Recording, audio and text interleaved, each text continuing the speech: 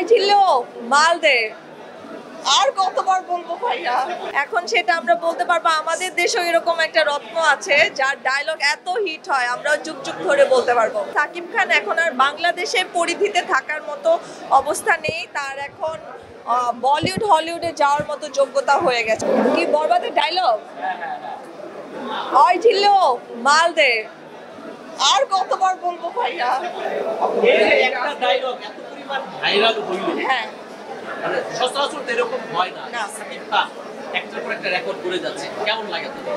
অনেক বেশি ভালো লাগে, অনেক বেশি প্রাউড ফিল হয়। এতদিন আমরা সবসময় দেখে এসেছি যে শাহরুখ খান, সালমান খান এদের ডায়লগ আমরা যুগ যুগ ধরে মনে রাখি একটা সিনেমা রিলিজ হলে।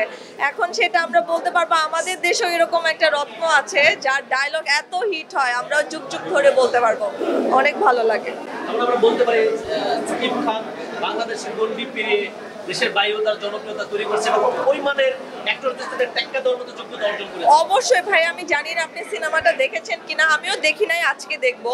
কিন্তু ট্রেলার গান দেখে আমার যা মনে হয়েছে সাকিব খান এখন আর বাংলাদেশের পরিধিতে থাকার মতো অবস্থা নেই, তার এখন বলিউড হলিউডে যাওয়ার মতো যোগ্যতা হয়ে গেছে এবং সে ওইটাই ডিজার্ভ করে।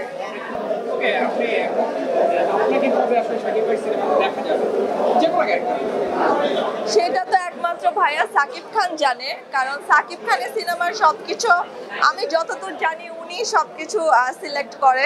এটা সাকিব ভাইয়া যদি কখনো চায় তাহলে হয়তো বা হবে। সরি, আচ্ছা আমি এখন টিভিতে ছোট পর্দায় কাজ করছি, নাটক করছি, আপাতত আমি নাটক নিয়েই বিজি।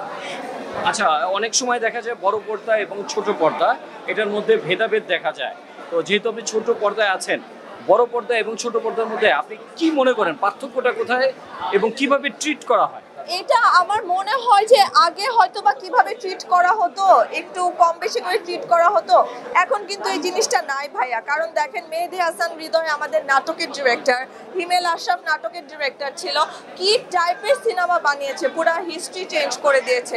এখন আর এসব বড় পর্দা ছোট পর্দা ম্যাটার করে না।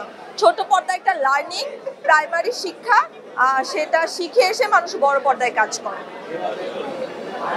Thank you.